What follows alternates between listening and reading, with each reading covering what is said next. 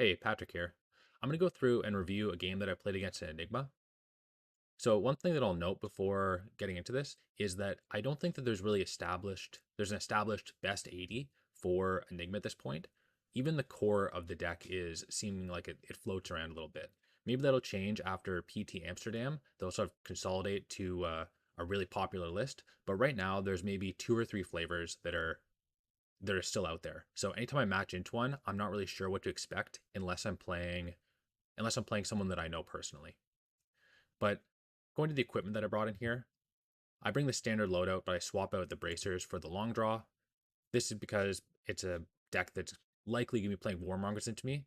I think that they play it pretty well because they can just keep a 2 card hand of Warmongers and then a Transcend card, and then they can get a Spectral Shield on their turn. They can flip their chi and they get a Spectral Shield.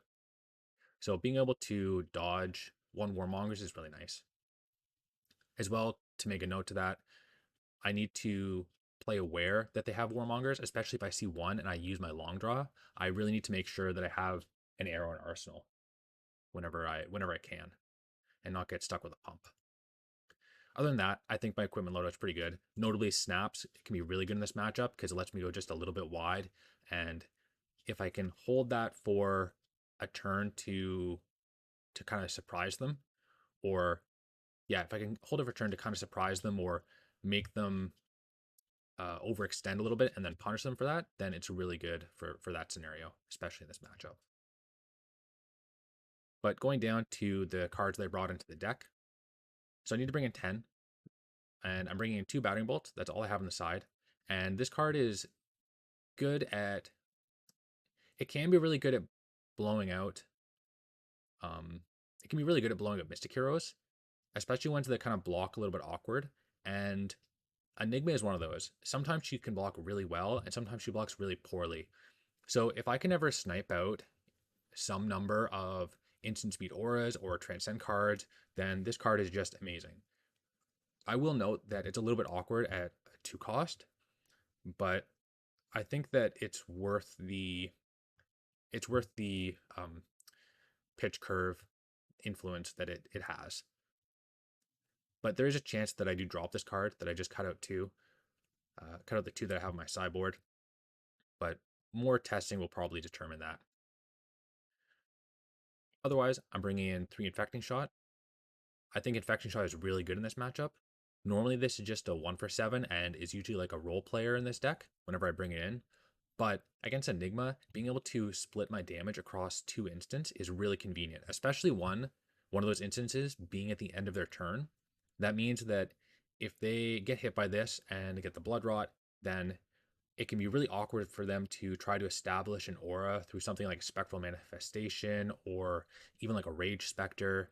It just really starts devaluing their turns, and usually they just need to either block out more or accept the loss of value and get pinged by the Bloodrot and kill their ward. Other than that, I also have 3 Murkmire. I think this card is really good in this matchup. I've heard some Enigmas say that it's not that impactful, but I would strongly disagree. It's a card that plays really well with Codex. It's a card that plays really well with Tunic because it's 0 cost, and it's a card that even at a 0 for 4 with no relevant text, like if they don't have any ward out, that's fine. But if once per game, you can just, even once per every other game, if you can just absolutely blow out an Enigma by disregarding, some number of ward, then this card just is 100% worth it. I think it really sways this matchup, honestly.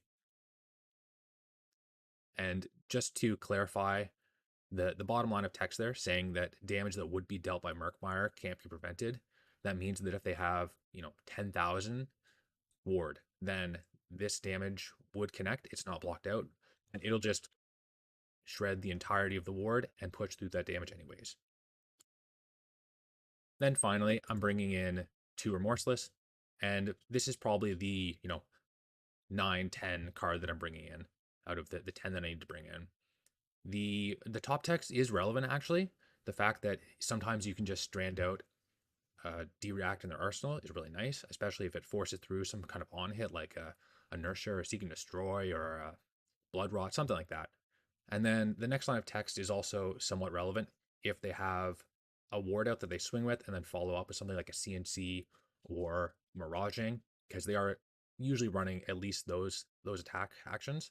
So sometimes you can just ping a ward for free, or make it a little bit awkward for them to play out their turn and have to clear the ping effect. But let's hop into it.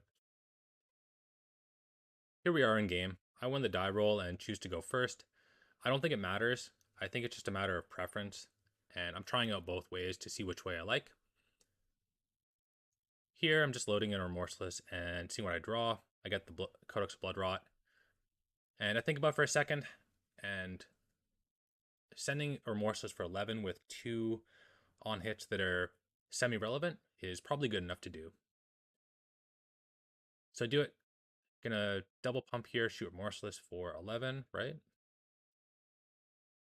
Yep. And I like this because Enigmas sometimes have tough time blocking out, or three per card. They can play a good number of D-reacts, but as you can see here, my opponent is blocking with 2 cards, playing out a Coalesce, and then that last card looks like either a card they want to keep or is a no block. So I'm happy with that trade on turn 0. I get to arsenal something, and I also hit them and get 3 points of value from the damage, and then also manage to get the Remorseless and a Frailty. But from their side, looks like they have an okay levels turn here happening. Yep. So they get to get 2 modes on this. They also got rid of my Remorseless. They banished it with the Passover. And then I'm guessing they're going to go again and draw a card.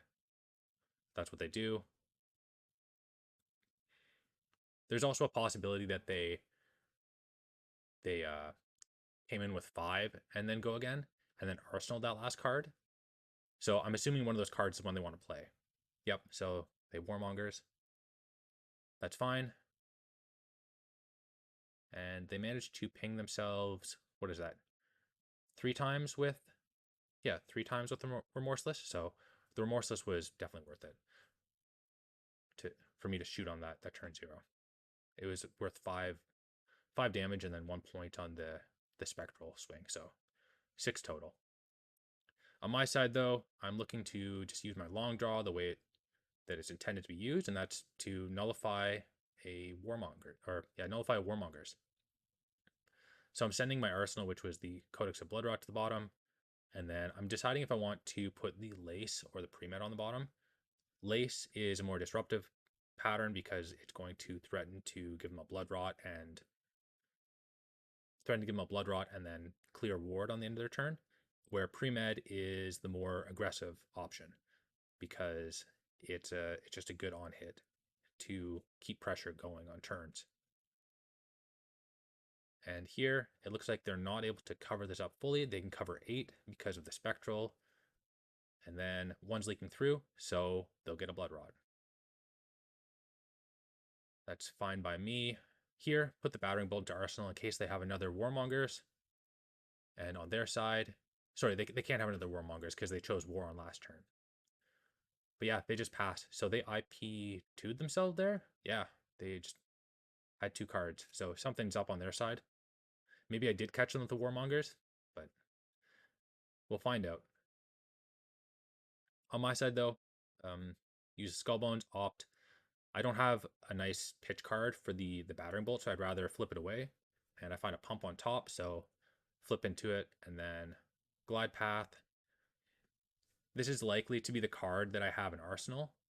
So if it's an arrow, then I'm going to put an Arsenal. If it's a pump, then I'm just going to play it out on my turn. But I bottom it, and then use the Tunic for the Death Dealer. Good. Load in the Drill Shot. And then hopefully I can draw. Drawing an arrow would be nice, but I'm fine with the pump as well, because that'll just make the Drill Shot even taller.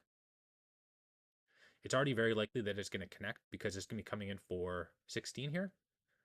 and it's going to have the Premed and Seek and Destroy. So I'd really rather it be a pump because I'm going to get the Ponder anyways.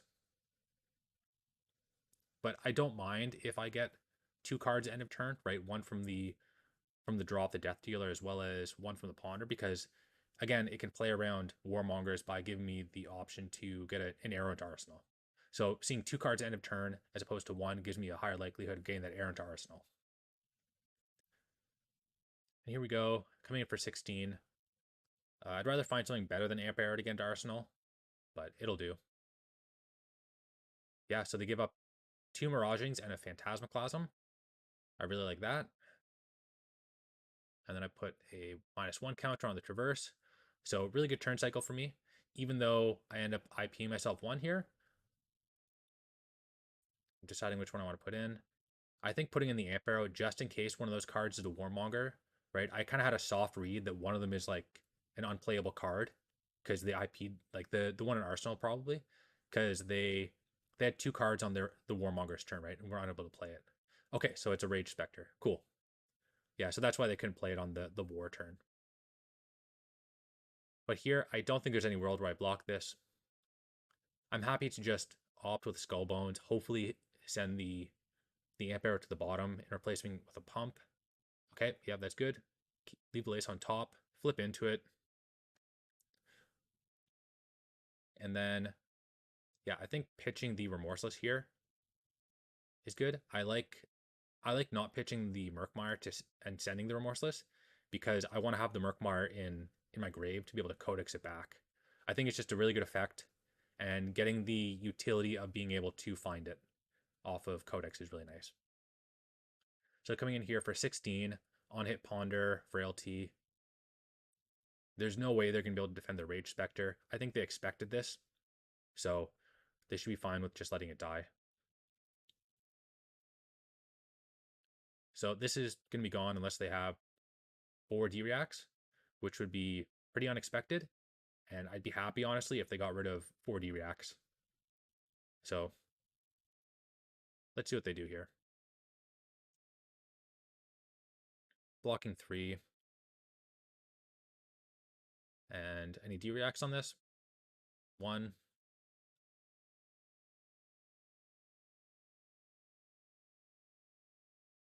Okay, so 9 damage gets through, and they get a Frailty, and they had a CNC. So they had a Ripple Away in hand. I honestly think that they should have played out the Ripple Away and denied me the Ponder and the Frailty.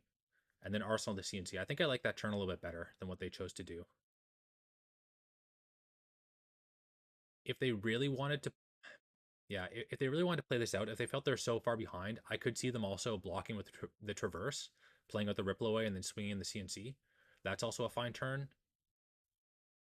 But you can see from my side, there's no way that I can really block the CNC nicely. So I just say goodbye to the Drill Shot and Arsenal. And then load in a Bolt and Shot, pitching away a Rain Razors. That's fine by me. Rain Razors is a great card, but it's only really good when you're shooting multiple arrows in a turn. As a 2 pump, it's kind of mid, but when it gets to 4 or even 6 pump total, it's really good. Okay, so here I have a decision on how I want to stack up my pump. I can either put it on the Bolt and Shot or I can put it on the Murkmire.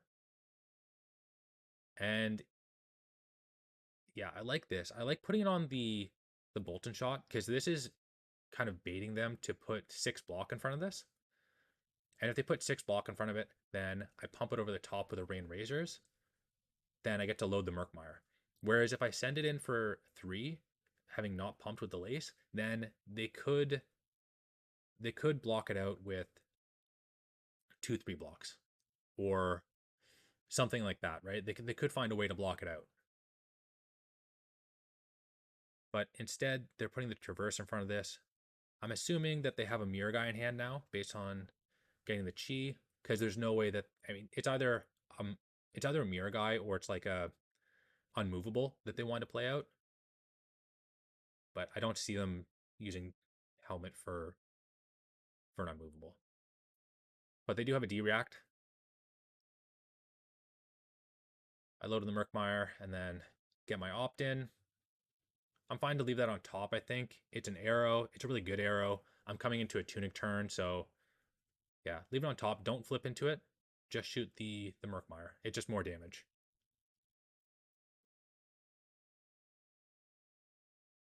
Because I know in their hand they have a Chi, and then I'm assuming they have a Mirror Guy.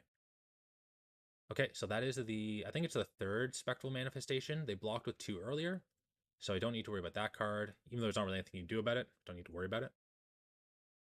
Yep, coming for 4. There's no way I block this. This is not a hand that wants to block. I have the life buffer for it, so I'm just soaking damage here. He's going to come in for 8 off this. And yet, like I said, I got the read right. It was a Mirror Guy.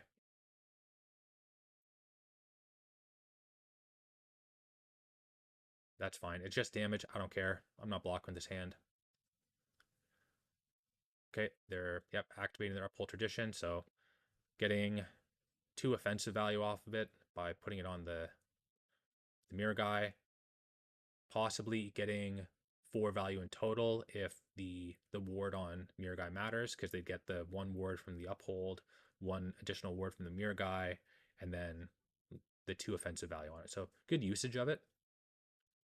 But unfortunately, it looks like my hand plays pretty nicely into their board.